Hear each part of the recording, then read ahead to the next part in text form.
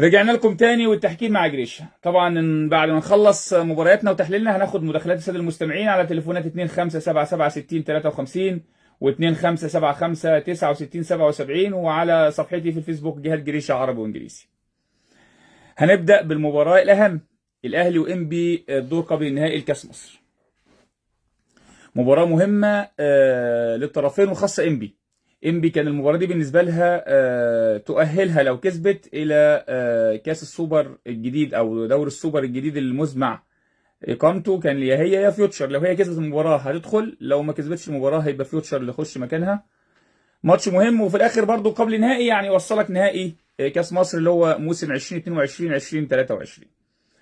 المباراة كانت تحكيميا طارق مجدي، حكم من حكام النخبة المصرية وحكم من الحكام اللي يشهد له بالكفاءة. طارق بقاله سنة ونص ماشي بصورة محترمة جدا تحكيميا، هو راجل دولي فار. فبنتكلم المباراة كان اختيار موفق لطاقم تحكيم بقيادة طارق مجدي. في الدقيقة 18 في انذار لمروان عطية، انذار مستحق، شد المنافس من التيشيرت ومنع من تقدم في هجمة واحدة، وكان انذار مستحق. في الدقيقة 31 ركلة الجزاء اللي احتسبها طارق مجدي، اهمال من كالوشا لاعب انبي ومع ديانج لاعب الاهلي. كالوشا ما وصلش للكوره، اهمل ووصل رجل لاعب الاهلي. احتكاك اي نعم، لو تشوف الاحتكاك احتكاك مش كبير، هو حصل باهمال. التلامس اللي حصل يعاقب عليه بركله حره، والتلامس ده او الاحتكاك ده حصل داخل منطقه جزاء انبي، وبالتالي بنتكلم على ركله جزاء صحيحه تم احتسابها للنادي الاهلي، والحكم طارق مجدي هو اللي احتسبها، ومراجعه صحيحه من حكم الفار، وكلام في الاخر القرار في مجمله صحيح.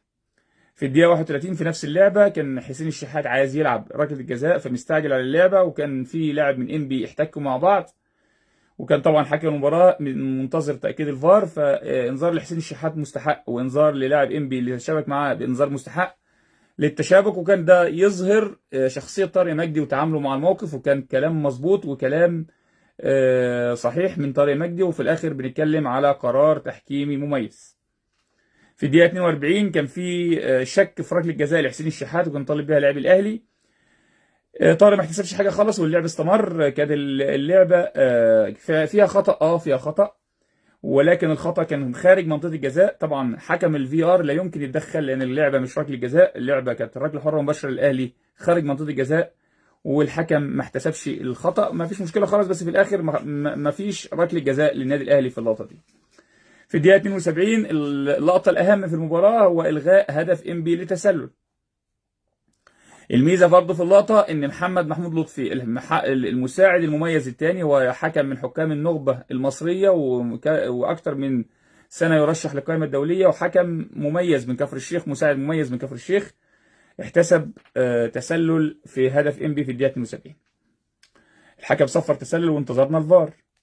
اللقطه التحكيميه لاعب انبي بيلعب الكره بالهيد. طبعا اللعبه دي لازم فيها مساعده الحكم للمساعد. ازاي بيساعد الحكم المساعد؟ بيكلمه بيقول له اللي لعب الكوره هو المهاجم، مهاجم انبي، والكره اصطدمت براس لاعب النادي الاهلي. الاصطدام ده يعتبر انحراف، وبالتالي يعاقب اللاعب اللي موجود في موقف تسلل لما يستلم الكوره من زميله اللي لعب الكوره في الاول، وبالتالي بنتكلم ان التسلل صحيح. كان في تعاون كبير من الحكم مع المساعد الثاني، وفي الاخر القرار طلع في الاخر صحيح. مش عندنا مشكله في الغاء هدف انبي للتسلل، والقرار في مجمله صحيح. في الدقيقه 87 هدف الاهلي الثالث لامام عاشور هدف صحيح، مفيش خطا على امام، مفيش لمسه يد، مفيش اي خطا قبل الهدف، وبالتالي بنتكلم على هدف صحيح تم احتسابه للنادي الاهلي. عايز اقول ان المباراه الاهلي وانبي خرجت تحكيميا بصوره محترمه جدا. طارق مجدي ورفاقه عملوا مباراه تحكيميه مميزه. يا جماعه لما بنلاقي حاجه مميزه وحاجه حلوه بنبقى كلنا مبسوطين، لما بنلاقي تحكيم مميز بنبقى كلنا مبسوطين. طارق مجدي ورفاقه عملوا مباراه تحكيميه مميزه. نتمنى كل مباريات الدوري المصري او كل مباريات كاس مصر او كل المباريات المحليه اللي في مصر تبقى بالمنظر اللي طارق مجدي ورفاقه قدروا بيه مباراه الاهلي وانبي. ادي الكوره هنشوف من هنا، ادي اللمسه وادي كالوشا عنده هدفين، بيقول انا مش تسلل، لكن هنشوف الحكايه ايه. هل تشتعل الحكايه ويتم احتساب هدف لإنبي وهدف ثالث في بطولة كأس مصر لأحمد كلوشة خلف الدفاع، أم تكون الراية موفقة من المساعد الثاني محمد محمود طارق مجدي بيراجع القرار من حكام الفار. 3 لقاءات في بطولة كأس مصر سجل هدفين، كلوشة هدف في مرمى فيوتشر بالفعل ضربة